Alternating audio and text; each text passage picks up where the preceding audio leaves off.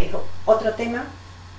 Ya habíamos hablado de las transformaciones físicas, se mezclan, separo, fracciono. Y otra cosa son las reacciones químicas. Las reacciones químicas implican una transformación química. ¿Cuándo hay una transformación química? Cuando los átomos que están unidos de una manera se juntan con otros, se rompen esos enlaces y se unen de una manera nueva. Yo doy un ejemplo muy sencillo. El nitrógeno, que es una sustancia diatómica, se pone. Para poder representar reacciones químicas se hace lo que se llaman ecuaciones químicas balanceadas. O sea, tengo que saber la fórmula de los reactivos. La fórmula es el símbolo del elemento con tantos átomos como hay en esa molécula. En estos ejemplos que yo marqué son todas moléculas de nitrógeno, que es diatómico, hidrógeno, que es diatómico, y el amoníaco, que es compuesto, tiene un átomo de nitrógeno y 3 de hidrógeno. ¿Por qué el amoníaco es NH3 y no es una suma de estas dos átomos? Es que esto es una transformación química. Si esto fuera una transformación física, yo junto al nitrógeno con el hidrógeno y hago una mezcla de nitrógeno con hidrógeno. Es muy común mezclar sustancias. Mezclar es fácil. El tema es que reaccionen químicamente. ¿Qué quiere decir eso, reacción químico? Yo representé al nitrógeno, que es diatómico, lo representé con 2 pelotitas grandes. Esto representaría una molécula de nitrógeno. El hidrógeno es diatómico, tiene 2 pelotitas chiquititas. ¿Por qué hice más grande una pelota que la otra? Porque el nitrógeno tiene más protones y neutrones que el hidrógeno, por eso lo represento con tamaños diferentes. El hidrógeno es diatómico. Si yo mezclara esto con esto, no pasa nada. Pero si esas moléculas reaccionarían químicamente, lo van a hacer de esta manera. Un nitrógeno se va a unir con 3 hidrógenos. ¿Por qué? Porque el nitrógeno tiene 5 electrones y el hidrógeno tiene uno solo. Y le conviene al nitrógeno, que tiene 3 electrones desapareados, compartir no con uno, sino con 3 hidrógenos. Esto tiene que ver con los enlaces. Entonces, la fórmula no es cualquiera, es una atomicidad de un nitrógeno con 3 de hidrógeno, porque es lo necesario, lo correcto, para representar el símbolo de esa sustancia con su atomicidad.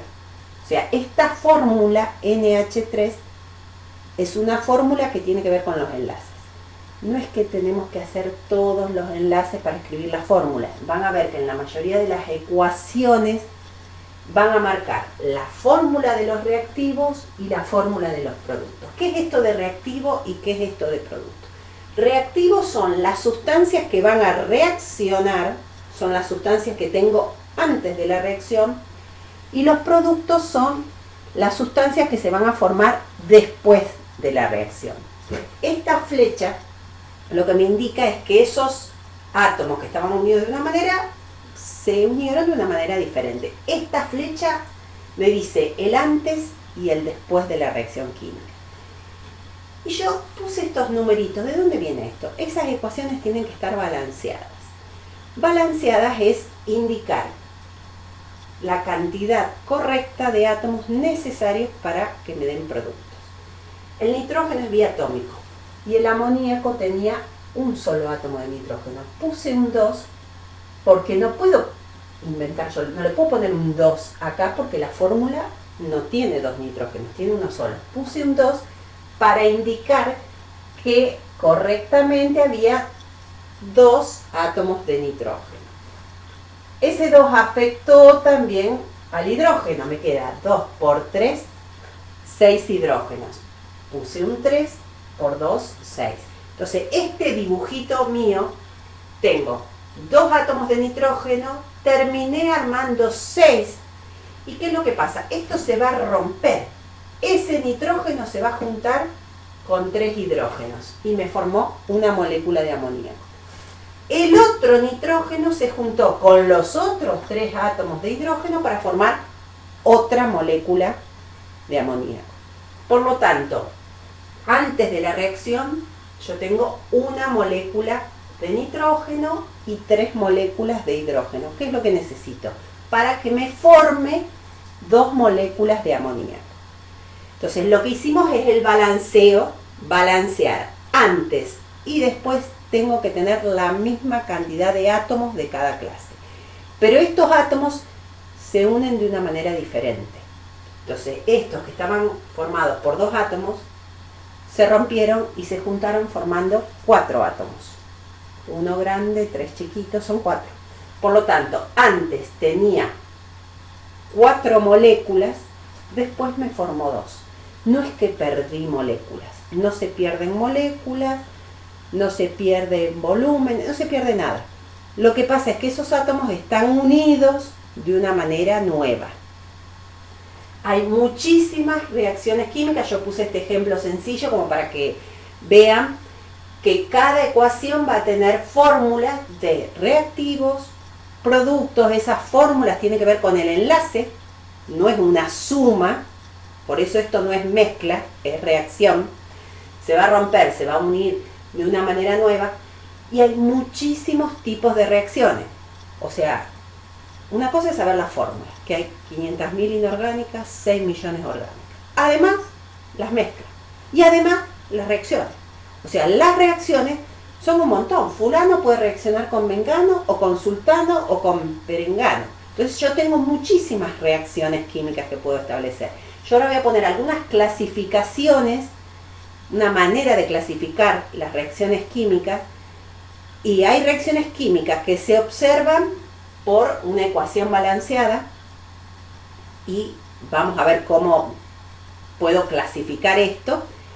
Y después hay muchas reacciones químicas que son por el sentido. Yo veo, bueno, a ver esto, esa reacción química, esto que era azul quedó verde. Bueno, ¿qué es? Un cambio de color. O hay un cambio de temperatura, se calienta, se enfría ese sistema cuando reaccionan químicamente. O burbujea y se desprende. Un día estuvimos festejando el Día del Amigo, comimos un montón, le pongo un bicarbonato. ¿Qué le pongo? Esa sal que le metemos acá, burbujea, todo ese burbujeo es una reacción química que libera gas. Entonces, todo eso son todas reacciones químicas que las veo. Ahora, con esto, ¿me está diciendo qué átomos tengo y cómo se rompieron? No, eso me lo tienen que escribir acá, de una ecuación, que prácticamente no dan nada de eso. Igual yo pongo las clasificaciones y algo muy importante. Bueno, ya ahí puse 4 casos comunes, sencillos. Hay otros tipos de reacciones, pero bueno, yo marqué 4. Cuando yo por ejemplo tengo el hidrógeno y el oxígeno, los dos son diatómicos, reaccionan químicamente y forman el agua. Eso no es espontáneo, no es que el hidrógeno lo mezclo con el oxígeno y digo, ay, con eso formo agua y ya está. No, hay que usar para esto, dentro de esta flechita, muchas veces se indican lo que llaman indicadores con elementos que aceleran ese proceso. Son catalizadores, se les llama, después vamos a ver para otras cosas.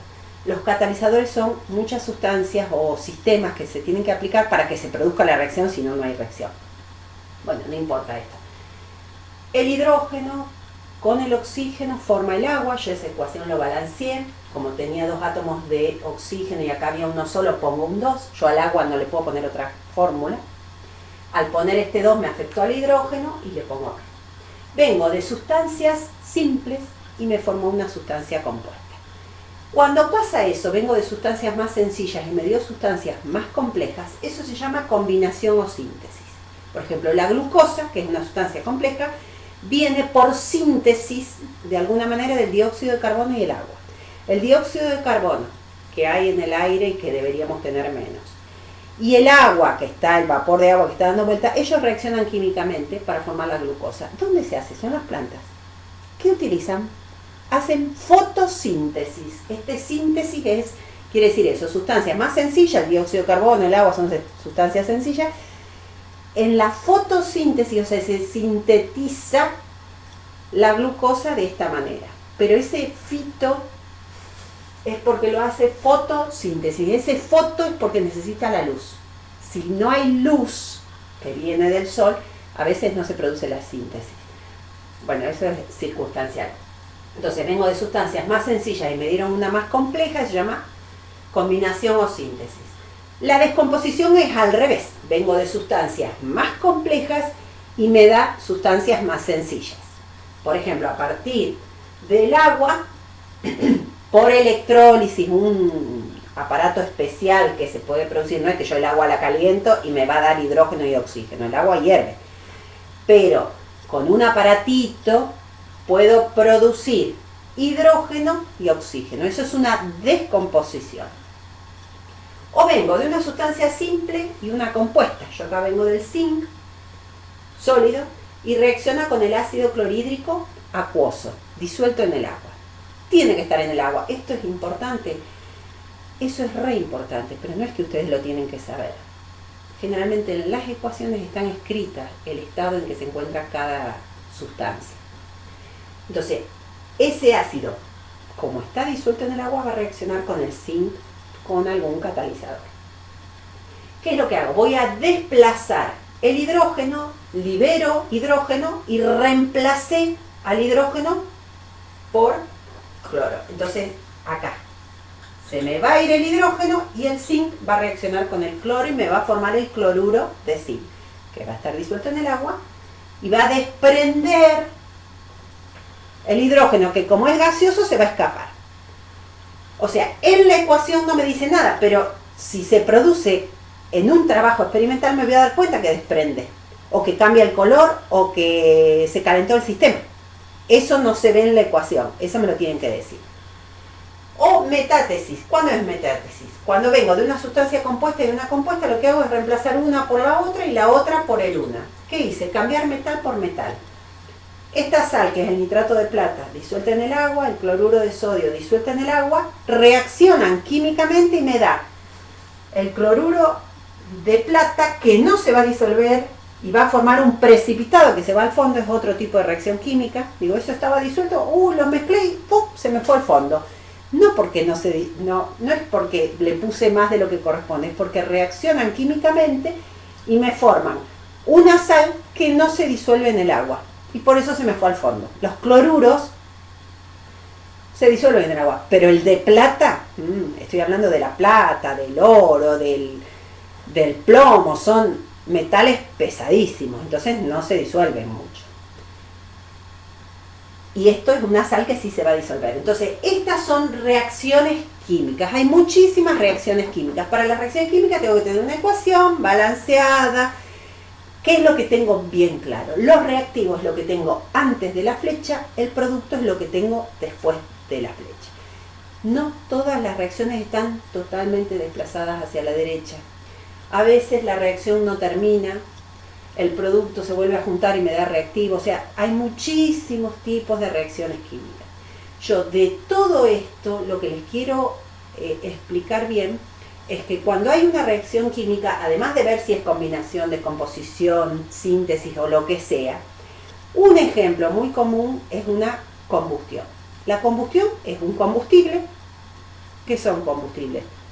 Los glúcidos, lípidos, proteínas, los hidrocarburos, todos son los combustibles que reaccionan con el oxígeno y dan dióxido de carbono, agua y liberan calor. Ese proceso de combustión es un proceso que libera energía.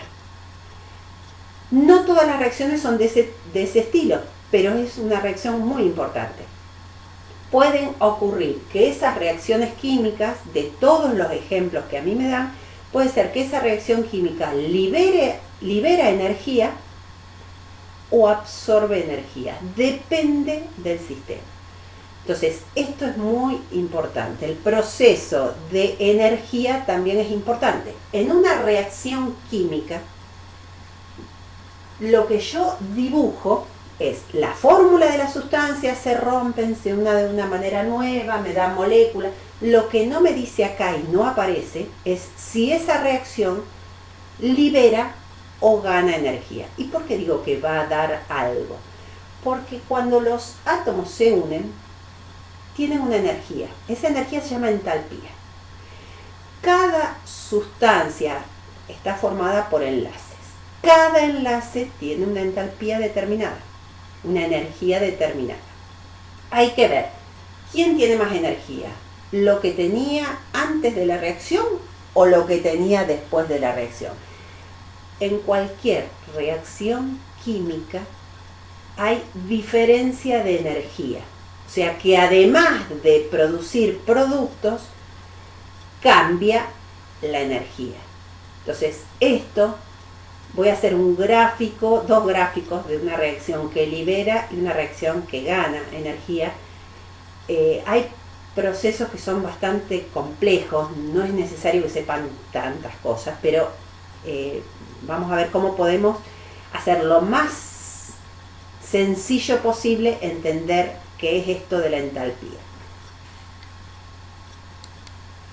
Bien, esto de termodinámica o termoquímica. Termo, ¿qué es esto de termo? Esto tiene que ver con el calor que vamos a necesitar para esto. Esto acá es una manera de graficar el enlace, pero a medida que va pasando el tiempo, yo empiezo ¿por quién? Por reactivo. Yo acá puse un ejemplo de una reacción, donde el dióxido de carbono reacciona con el agua y forma la glucosa. Esto sería la fotosíntesis. A partir de esas sustancias, formé la glucosa. Resulta que el dióxido de carbono y el agua tienen menos energía que la glucosa. ¿Por qué? Porque son sustancias sencillas. Tienen un carbono, dos oxígenos, dos hidrógenos, un oxígeno.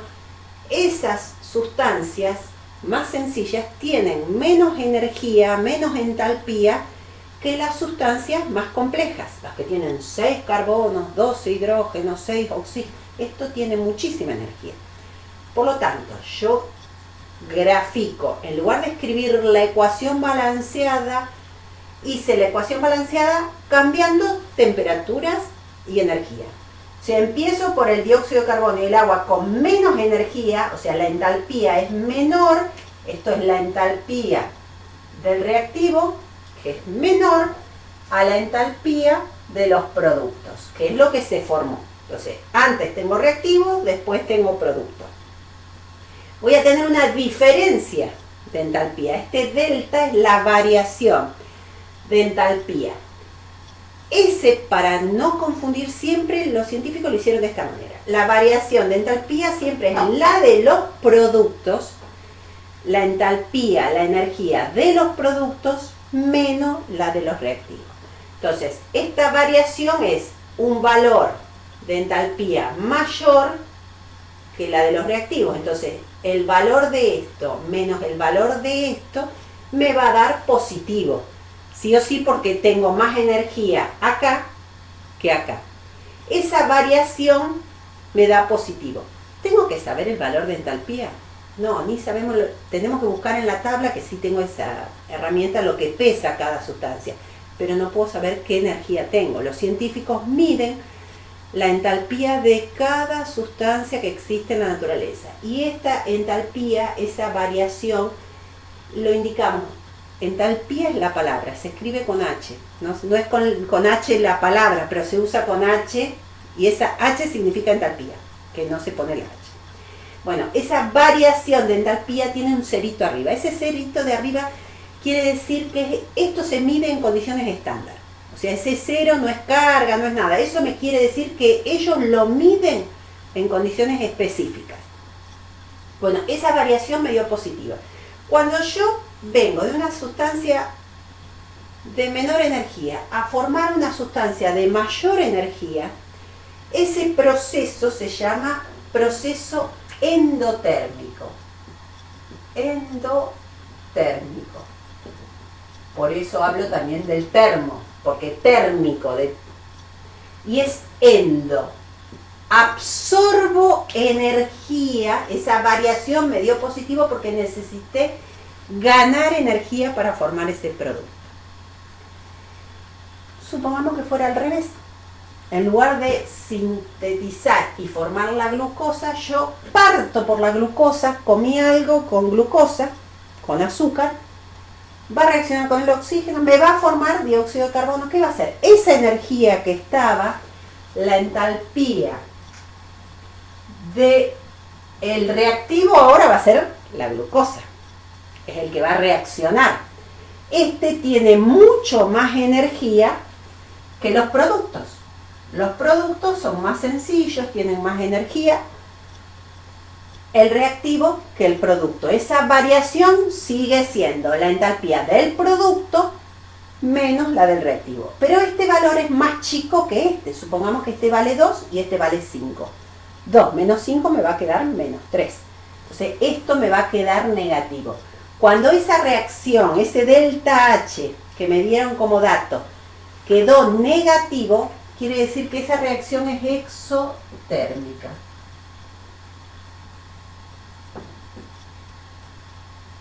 Exo quiere decir que libera energía. Esto sería el caso de la combustión de la glucosa. Libera energía. Entonces, en una ecuación no me doy cuenta si la reacción es endotérmica o exotérmica, pero si a partir de la ecuación me dice que delta H es más o delta H es menos, me voy a dar cuenta que es una reacción exotérmica o endotérmica. Ahora, vamos a ver, ¿es tan fácil producir una síntesis, no síntesis, llegar, no llegar? Bueno, vamos a ver qué puedo ver ahí. Y digo que no es tan sencillo porque para que yo haga que estos reactivos formen esos productos, primero, esos reactivos tienen que chocar entre sí, se tienen que encontrar esos 6 dióxido de carbono con esos 6 de agua. Estas reacciones que son tan complejas, en realidad se hacen en varias etapas que ni lo vamos a ver, pero tienen que chocar de una manera efectiva, primero tengo que tener una cantidad de moléculas determinadas, tienen que chocar justo, tienen que caer bien, para que esa reacción forme reactivos, productos, siempre se forma lo que se llama complejo activado. Ese complejo es llegar, necesito una energía afuera que se llama energía de activación. EA quiere decir energía de activación. Cualquier reacción química endotérmica o exotérmica va a necesitar una energía de activación donde se forma el complejo activado. ¿Qué quiere decir el complejo activado? El complejo activado es todas esas moléculas amontonadas de manera eficaz. Para esto necesito una energía de afuera, sí o sí. Entonces, para que se produzca una reacción endotérmica, que es este caso, necesito muchísima energía de activación para formarla. En cambio, si la reacción es exotérmica, necesito también, pero mi energía de activación es menor, porque yo ya vengo de un reactivo con poca energía. Tengo que formar ese complejo activado, pero es más sencillo llegar a ese complejo activado. Como ese complejo activado es fácil, perfecto. Es mucho más común y más sencillo producir una reacción exotérmica que libere calor que una reacción endotérmica. Esto es aprender el concepto. Una reacción exotérmica es la que libera calor. El gráfico es un reactivo con menor energía que el producto. Eso es una reacción endotérmica. Una reacción exotérmica es al revés. Tengo el reactivo y tengo el producto que va a liberar esa energía. Delta H me va a quedar negativo cuando es exotérmica, delta H es positivo cuando es endotérmica. Para cualquiera de los dos casos necesito obtener una energía de activación previa para que se pueda formar el complejo activado. De esto no hay cálculos para hacer, es estudiar la teoría. Entonces, cuando después tenemos que dar la reacción de de los glúcidos, de los lípidos, proteínas, las macromoléculas tan complejas, bueno, eso me va a liberar toda esa energía. Me pueden dar qué energía vamos a necesitar para cada una de estas cosas. Entonces, este concepto tiene que estar muy bien entendido. pero es como que me tienen que creer que liberan esa energía. ¿Yo de dónde veo todo ese valor? Y yo tengo que confiar en lo que dicen los científicos. Los científicos miden qué energía necesito para esto y ese valor lo busco en un libro donde lo midieron ellos. Yo no lo puedo medir, no tengo herramientas para poder medirlo. Entonces es como que hay que confiar que esto es así. Cuando esto cambie yo me dedico a otra cosa cuando me digan que está mal, pero no, hasta ahora está todo afianzado. Ahora cada vez está avanzando, se encuentran más valores, puede ser que se vean con más precisión todo, pero dentro de esto siempre las reacciones o liberan o ganan energía. Bueno, otro tema que nosotros ya habíamos visto un poco, pero el tema de soluciones se refiere a un sistema homogéneo, un sistema específico. Una solución que nosotros vamos a dar generalmente son soluciones acuosas, o sea que el solvente sería el agua, es el solvente universal, pero están todos los casos dados por soluciones. Solución o disolución es lo mismo. El soluto es la sustancia que se disuelve en el solvente, o sea que acá se supone que el soluto y el solvente se disuelven entre sí y forman una solución. El estado del soluto puede ser sólido, líquido o gaseoso y se disuelve en el sólido, o puede ser sólido, líquido o gaseoso y disolverse en el líquido, o puede ser sólido, líquido o gaseoso y disuelto en el gas. Si está disuelto en el solvente en estado sólido, la solución va a ser sólida. Si el solvente es líquido, la solución va a estar en estado líquido. Y si el solvente va a estar en estado gaseoso, la solución va a ser gaseosa. O sea que el estado de agregación de la solución depende del estado en que se encuentra el solvente. ¿Y cómo hago para que el soluto se disuelva en el solvente? Tienen que tener el mismo tipo de enlace. Nosotros ya vimos eso. Entonces, ¿quiénes son los que se van a disolver entre sí? Los metales entre sí, porque son los que tienen el mismo tipo de enlace. Solo que el metal es un sólido disuelto en un sólido. Entonces el sólido está disuelto en sólido y forma una solución sólida. Forman aleaciones. ¿Qué otro tipo? Puedo tener una sustancia covalente no polar con otra sustancia covalente no polar. Por ejemplo, los gases entre sí son todos no polares. Un gas disuelto en un gas va a formar un gas. Disueltos entre sí. No polar con no polar se disuelve. Ahora, el iónico. Las sales iónicas, ¿se van a disolver en el agua? Bueno, tengo un límite, ya habíamos hablado de eso, hay una solubilidad, un límite, pero el soluto, que es sólido, las sales que son iónicas o todo lo que sea iónico que es sólido, se disuelve en un líquido, como el agua, porque es covalente polar. La solución va a ser líquida. Puede partir el soluto, un covalente polar, se va a disolver con el agua, que también es covalente polar, ahí no voy a tener límite.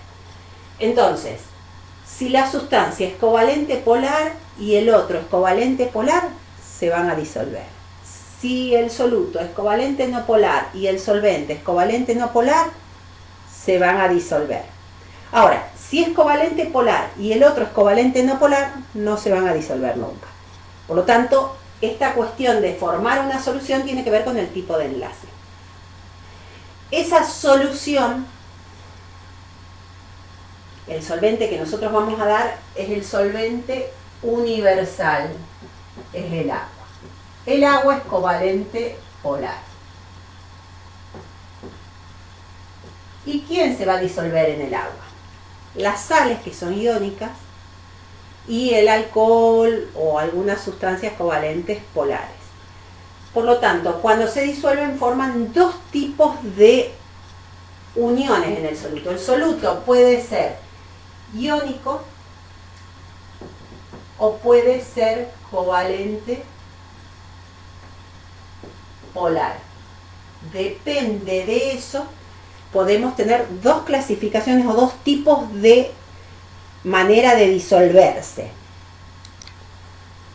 Bueno, por lo tanto, si el soluto es iónico se le llama electrolito. ¿Qué quiere decir electrolito? Cuando esa sal o esa sustancia iónica se disuelve en el agua, lo que hace, en presencia del agua, va a liberar los iones que tiene.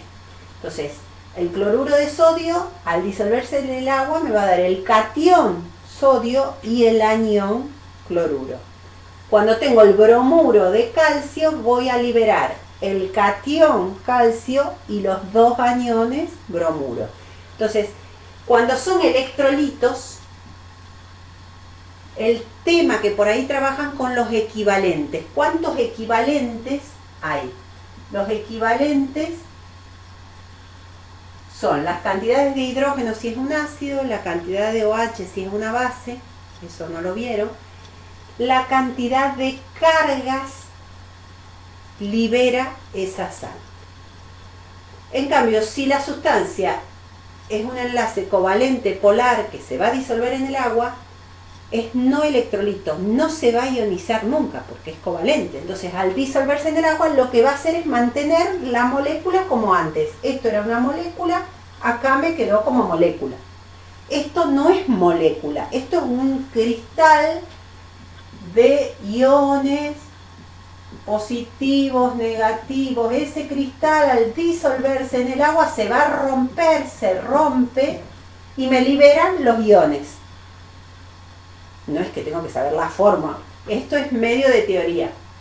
Y esas soluciones pueden tener límites, no tener límites, esa solubilidad es un concepto, pero tienen concentraciones diferentes, pueden estar más concentrados, menos concentrados.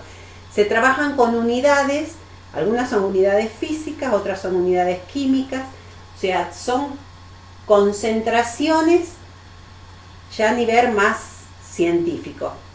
Tienen que trabajar con molaridad, con temas que no se vieron, no dieron nada, así que este tema solamente lo que tengo que manejar es el concepto de solución, qué pasa con el solvente, cómo identifico quién es el soluto y quién es el solvente, siempre el solvente va a ser el agua, y ese soluto puede ser iónico, puede ser covalente. ¿Cómo me voy a dar cuenta si es iónico o no?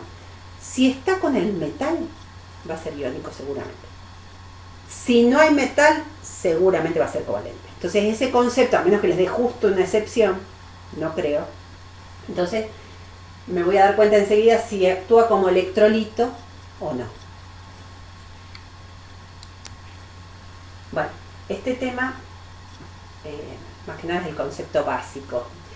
La cinética, además de la ecuación balanceada, lo que tiene la cinética es medir, digamos, en qué mecanismo utilizan esas sustancias para reaccionar, que cuánto tiempo demora, que si lo hace bien, si le gusta, no le gusta.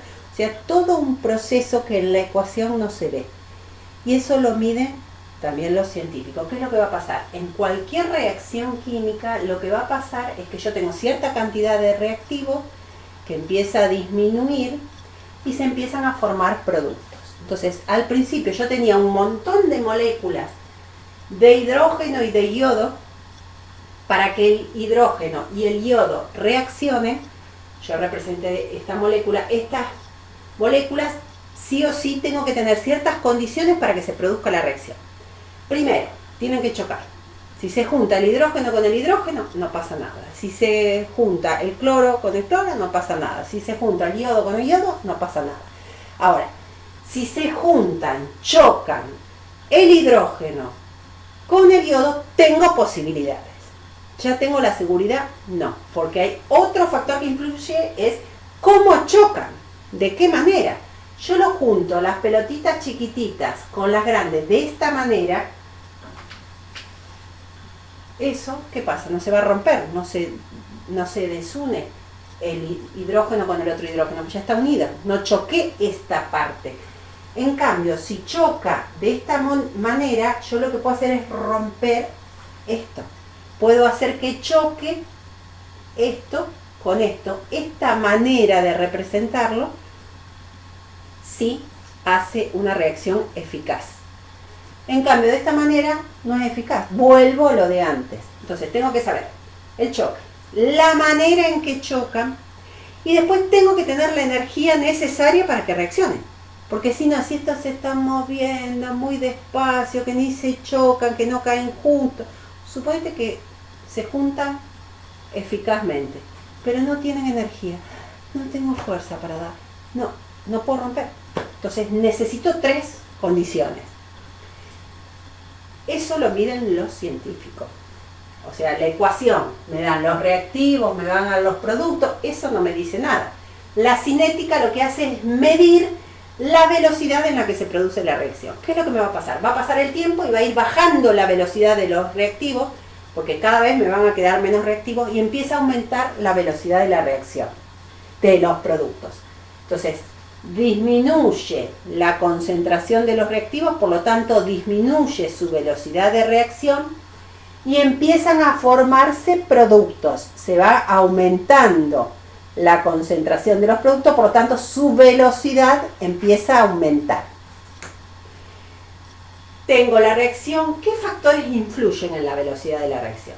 Primero, la naturaleza de la sustancia. Hay sustancias que reaccionan lento y otras rápido.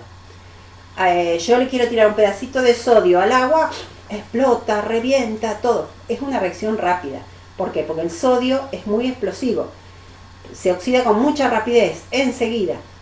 Hay metales que se oxidan más rápido que otros. Entonces, depende de la naturaleza de la sustancia. Algunos reaccionan rápido, otros más lento. Otro factor es la temperatura. Fundamental.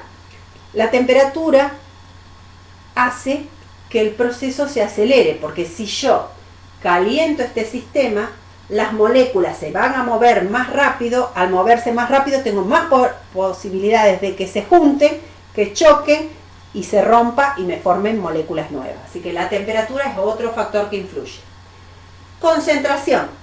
Pongo 2 moléculas ahí adentro y voy a estar 3 años para que se junten. Tengo un volumen re grande y hay 2 moléculas acá adentro. Para que choquen, se están moviendo y tendría que ir súper rápido para que se junten. Ahora, si yo tengo millones y millones y millones de moléculas, ahí tengo muchas más probabilidades de que choquen. Y el otro factor que influye es el catalizador. ¿Qué es un catalizador? Que lo nombré ya antes. Un catalizador es una sustancia que yo agrego, nombro acá arriba. El catalizador es una sustancia que es necesario para acelerar o desacelerar el proceso. Por eso los catalizadores pueden ser catalizadores positivos para que reaccionen rápido, o catalizadores negativos o inhibidores, demoran ese proceso. Son sustancias que no aparecen ni como reactivos ni como productos, porque lo que hacen es estar a molestar y formar ese complejo activado.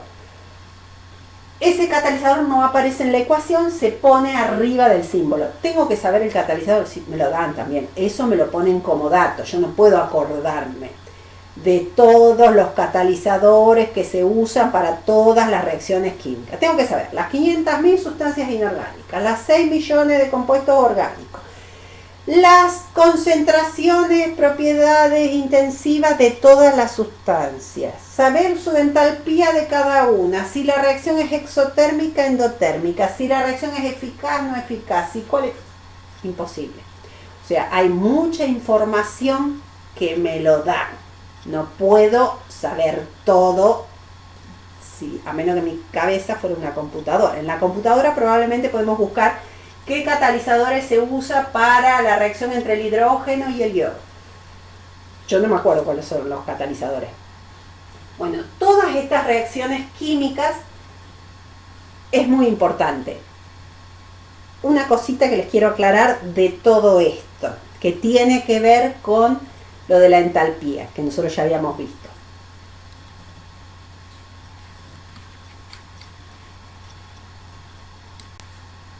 Bueno, esto ya lo habíamos visto, ya lo habíamos dado para el ejemplo anterior, pero suponiendo esta reacción endotérmica absorbe energía o exotérmica libero energía. Para cualquiera de estos dos casos yo necesito una energía de activación. O sea, para que tenga la reacción necesito 3 factores que choquen efectivamente y que necesite una energía de activación. ¿Qué es un catalizador? Un catalizador es la sustancia que va a hacer que el proceso sea más eficaz, más rápido. ¿Cómo hago? Para que sea más rápido la reacción, yo le agrego alguna sustancia donde necesite menos energía de activación. Yo voy a poner, ya no sé más ni qué color marcar, voy a poner el verde. El verde me imagino un catalizador positivo. Catalizador positivo. O sea, voy a llegar a uno que necesite menos energía. Entonces voy a ir por una ruta un poquito más cercana. Si ustedes quieren venir a festejar acá, Rafaela, para que vayan más rápido, no vayan por la ruta 34, porque son muchos más kilómetros. ¿Querés venir más cerca? Venir por el otro lado. Entonces, un catalizador, esto sería la sustancia que yo le agrego, para que en lugar de llegar a esta energía, que vaya a una energía menor. Entonces, claro, si necesito menos energía, porque como yo necesito esos tres factores, además de chocar eficazmente, tengo que tener menos energía. Si tengo menos energía, tengo más posibilidades de que choquen más veces. Por lo tanto, yo voy a acelerar el proceso cuando le agrego un catalizador que llega a una energía menor. Hice una ruta más pequeña. Entonces fue más eficaz, más rápido. Si es que yo quería que sea más rápido. ¿Yo quiero que los alimentos se pongan feos enseguida? No. ¿Qué hacen? Adivinen qué hacen en las empresas. Justamente no me van a agregar una sustancia que se pudra enseguida. ¿Qué hacen? Me agregan un catalizador negativo